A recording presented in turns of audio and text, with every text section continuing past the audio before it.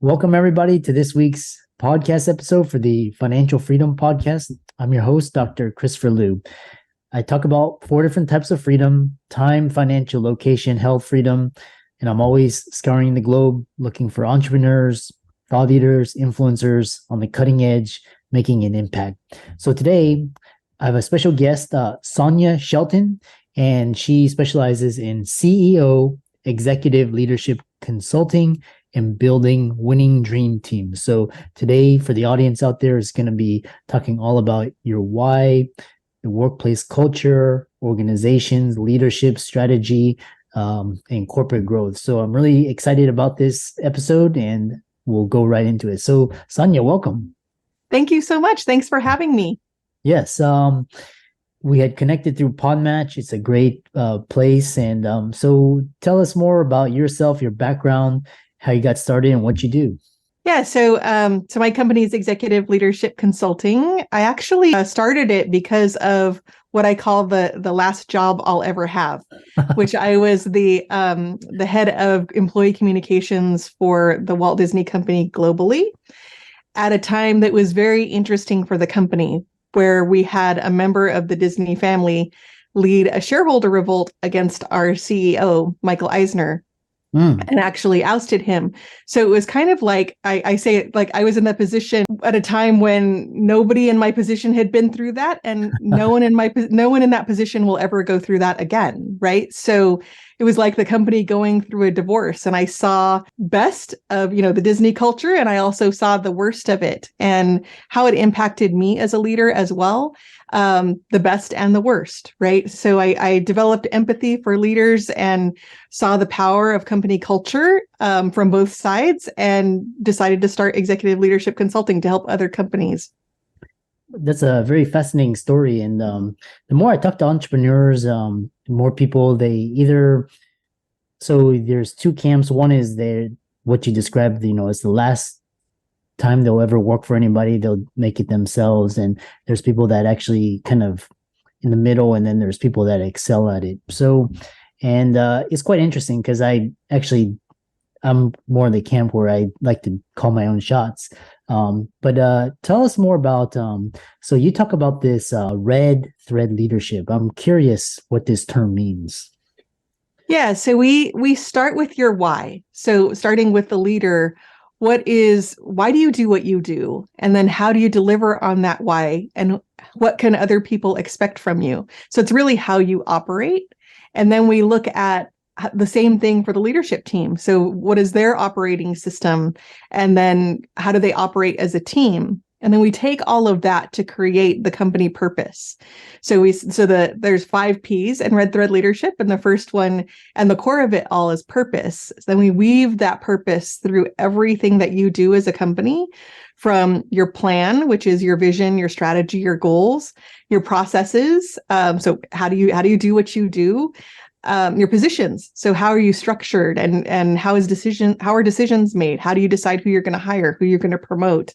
And then ultimately passion, which is your culture. So we look at how do we weave that company purpose using the red thread through everything that you do to really bring that purpose to life. It's interesting, because, Disney is quite an amazing, it's a corporation, it's one of those brands that kind of, the intangible value is much more than its actual market cap. And I'm curious, because you can take a lot of examples from Disney. They've made a lot of successes, a lot of failures that you can learn from. But one is, so you talk about vision and your why, and you kind of use that as your base case of starting out as a leader. Explain upon that, and why is that?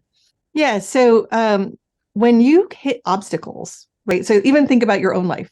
When you hit obstacles, it's that desire to get where you want to go. So as a business owner, whether you're a business owner or you're a professional, if you know why you're doing something, you can overcome those hard times. You can overcome those obstacles, and it really creates passion. So that's why we connect it as far as the company culture. Having that company purpose helps employees understand what it is that you're trying to achieve. And if they want, they can connect their own personal purpose to that company purpose. But it also helps your customers too decide if they're going to come to you, buy your services or your products based on your purpose, right? So especially younger generations are making more and more buying decisions based on the purpose of the company and who the company is, more than the products and services, right? So it can really make a difference both in your effectiveness in your company culture, but also in your growth as a company, as you're attracting customers that are aligned with your purpose too. Yeah. And what's interesting, so the other thing is basically when I talk to the older executives, the older Gen X and baby boomers, and now we have Gen Z, millennials.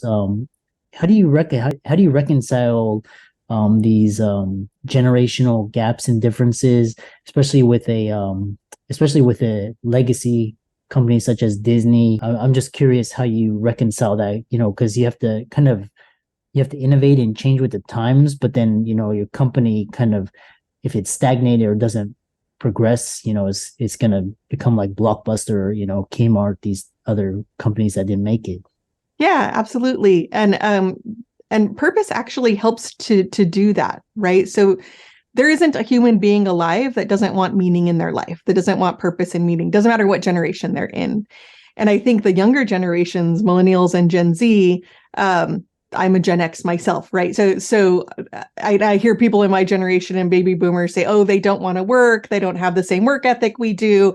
And that's really not true. It's just that if they don't understand why you're doing it, they're not going to do it. They're not just going to take your word for it and say, okay, well, because you say so, I'm going to do it. They actually want that why. They want to know what is the purpose behind what they're doing, and they want meaning in their work. It's more important to them to see that they're making a contribution, that they're actually valued and appreciated in what they're doing, and they're standing up for it. They're not just taking it from companies. They're standing up and saying, no, this is what I want, and if you're not going to give it to me, I'll find another place.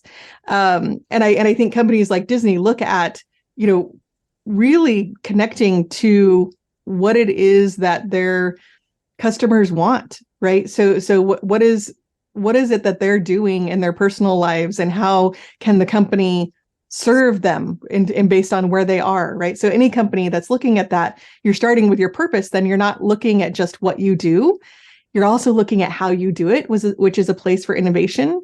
And then you're looking at why you do it, which is another place for innovation, right? So it actually opens up more for being innovative as a company.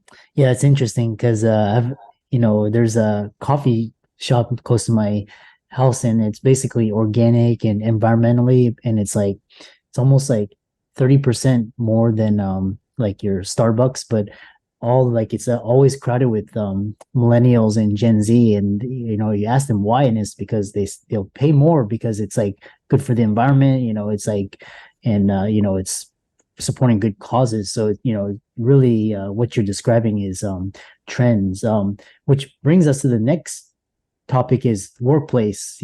Basically COVID changed everything. We can work from home, remote work, digital nomadism. So what are some of the trends you're seeing in the workplace today? Yeah, I think it seems like every month there's a new one, right? Right. So we had remote working, we had quiet quitting, we have all of these things. We're seeing a tremendous increase in burnout recently, and I see this across industries, and it is in healthcare especially, right? There's a ton of burnout, and we really looked into what is this about, and I think it's really about that purpose, right, and also clarity. Yeah. So there's I think we're in a time, post COVID, where there's a lot of uncertainty, right? Are we going to have a recession? Every day that I'm on LinkedIn, I see, this company's had this many layoffs, that company's had this many layoffs. And when you see those headlines, it creates more uncertainty, both for the leaders themselves and for the employees, right? Because the leaders are like, well, if this is what's happening, if we're not laying off people, should we be thinking about laying off people? And then employees are like, am I next? Right. Right. So all of this uncertainty, it creates more stress in people's lives, and they're not clear about where they're going. So I think it's important for leaders to look at not only that purpose, but also the vision of where they're going. So their employees see, oh, this is where we're going. This is the plan, and this is my part in it. And then that starts to create more security and psychological safety in their position. But I think it also creates the ability to see that there's progress being made. So there's so many people that I talk to in organizations right now. The way that they describe their job, I equate it to like running really, really fast on a treadmill. Like they're going, but they are not getting to anywhere. And so they're working hard and they're busy and they're getting things done, but they're not stopping to recognize the accomplishments and the progress that they're making. So it feels like they're not accomplishing or making progress, right? And then that creates burnout, right? So it's really around helping, taking those moments, even if it's small wins, taking those moments to stop and celebrate and recognize everything that you've accomplished feels like you're making progress on the road to the vision, as opposed to just running on a treadmill going nowhere. I love that. And then I love how business and culture, basically their position and stance, values, all these contribute to employee well-being, happiness, and ultimately productivity. One thing is, there's this popular saying, which basically you say that culture doesn't eat strategy for breakfast. They have breakfast together, which is interesting. Striking the right balance between the two. Absolutely. There, around the time that I came up with that, there were these two TV series that came out. One was about Uber, and the other one was about WeWork. So I don't know if you saw those, but of course they're fictionalized and made extreme. But I thought that the shows did a really good job at showing Uber was so focused on their business strategy, so focused on their growth, and they had a horrible culture. It was a terrible place to work, right?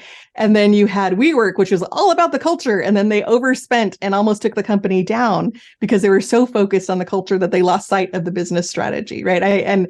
So I love that those two examples to say, again, seeing it, wasn't there. I didn't see it from the inside, but looking at those shows and how it was described, and also heard it in the media when all that was happening, right? The dichotomy between what happens when you focus completely on business strategy, or what happens when you focus totally on culture, they don't work. It doesn't work, right? So if you really develop a culture that can support your business strategy, then you can really accelerate performance and profitability, because you're creating a culture where people understand where the business is going, where the company is going, and they want to be part of that, and they want to see that happen, right? So they're going to help you, and they're probably going to help you more than even you think is possible, because they're going to come up with their own ideas, and you're going to be like, wow, that's actually going to get us there faster than I thought.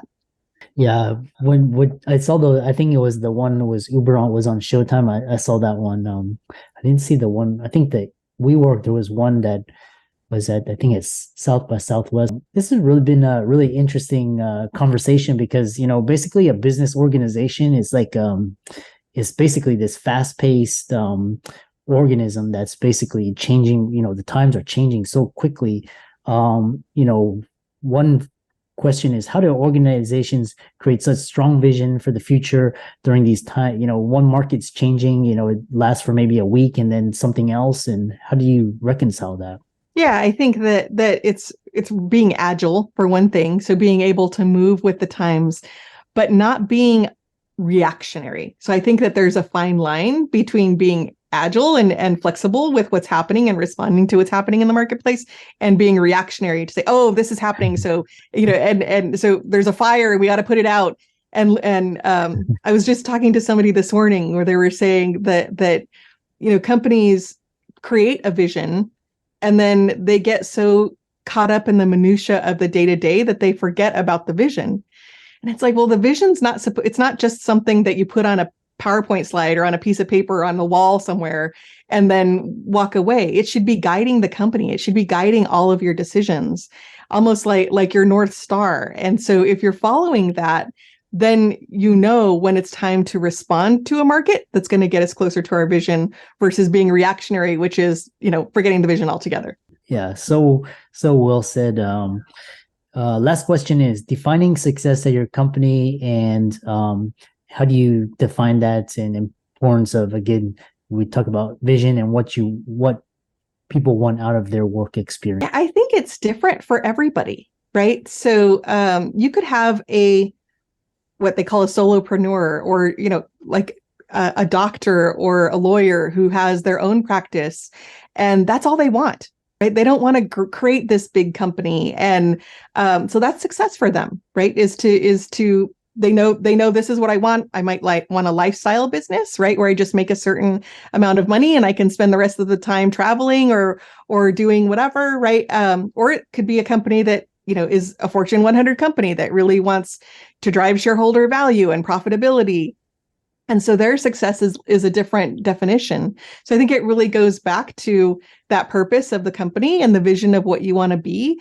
And there's no right answer, right? It's what's right for you as a company, what's right for you as a leader, and really getting clear about that and not letting outside influences sway you to say what success should be. I love that. How can people contact you and follow you, reach out to you, and possibly work with you?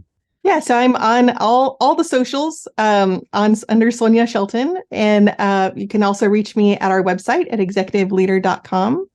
And if anybody in your audience is interested in learning more about Red Thread Leadership, I'd love to share a gift. I have a free masterclass at redthreadleadership.com that takes you through all of the 5 Ps and how to implement them in your business. And let's think for a wonderful podcast interview.